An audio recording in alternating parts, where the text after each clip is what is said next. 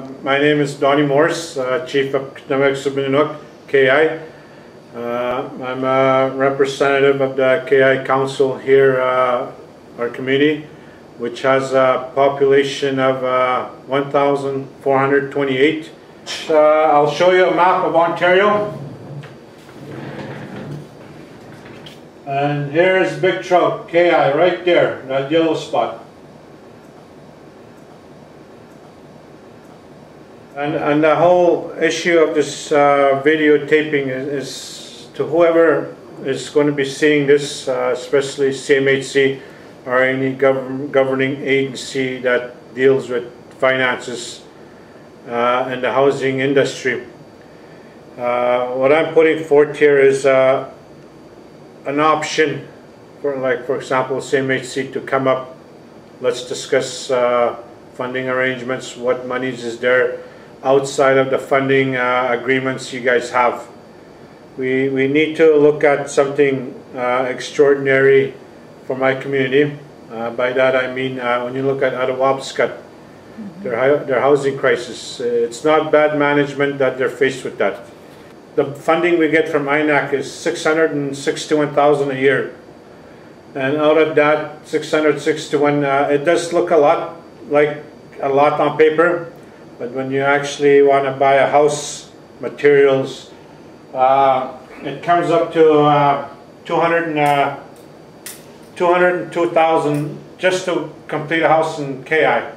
When you look at the building materials, it's $71,000. Appliances, winter road freight, winter road tariff, air freight, and the construction, the labor component, the electrical, plumbing, and mechanical.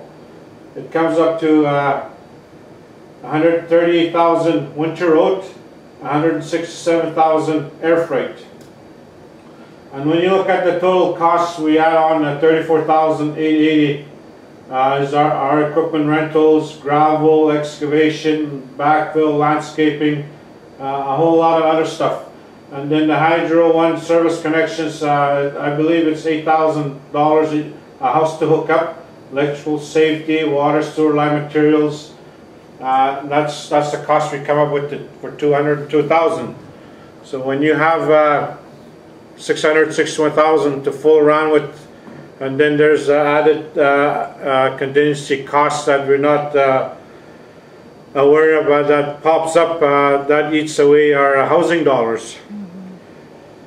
So if somebody is willing to come and meet with the KI Council, how to go about setting up a program where I want to go off reserve. To go off reserve, I want to go here. That's where that's where the logs are.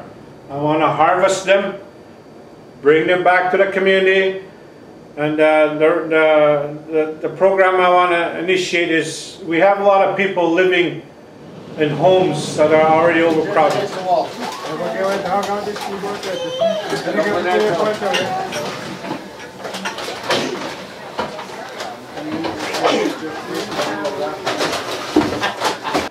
And instead of paying the regular rate that we pay right now under the CMHC design, I like to lower the cost, because I like to explore the rent-to-own housing program. And how I go about that, I have ideas, but I need the funding agencies to come here. Basically, let's negotiate what it would look like long term. Because as I said, while I have the opportunity to work out something, a plan before our population should hit the 2,000 range, and then we're faced with a catastrophe of where our people will have to be living outside. When you hear of us going through rough times, our communities are overcrowded, the goods are too high, it's basically we really don't own anything. Under the treaty scenario, we're put on reserves. We live inside compound areas, reserve boundaries. We're not allowed to touch or do anything off reserve. Even on reserve, we have basically get permission from the Indian Affairs of Canada to do things. So as a chief, what does that really leave me with as a leader in my own community for my own people, which we are a proud nation, we're proud people, and we believe when we signed the treaty in 29, which wasn't too long ago, we did not sign away to live like this.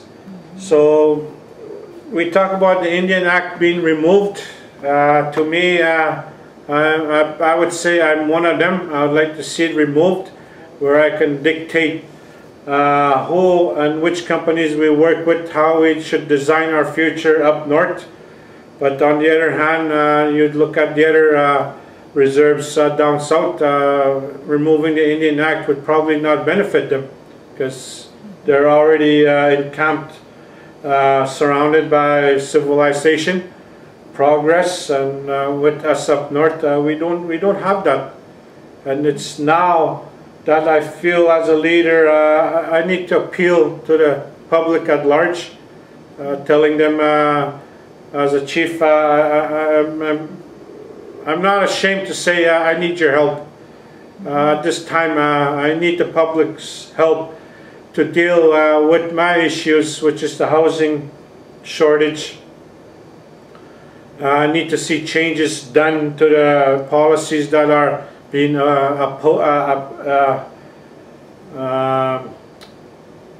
being applied on us, which should not be happening.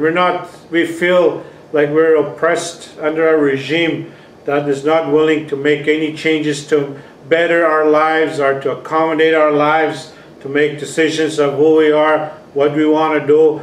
This is what I want to see change happen to in this region. Canada is helping out the Arab grassroots people to see change happen. And I guess this is the plea I'm putting out to the government of Canada to turn around, apply the same rules, policies that you're imposing and helping out the Arab people out there.